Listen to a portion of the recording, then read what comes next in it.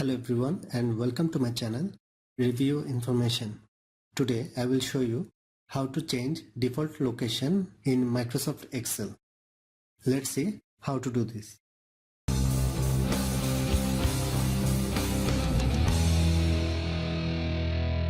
First of all, open any Excel file.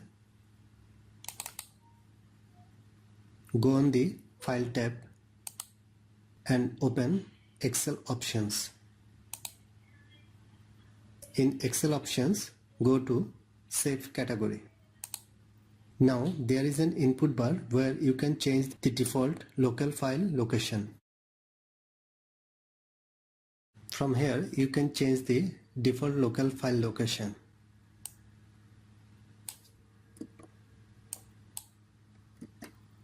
From now onwards, when you open Save As dialog box, it will show you the location you have specified instead of default location.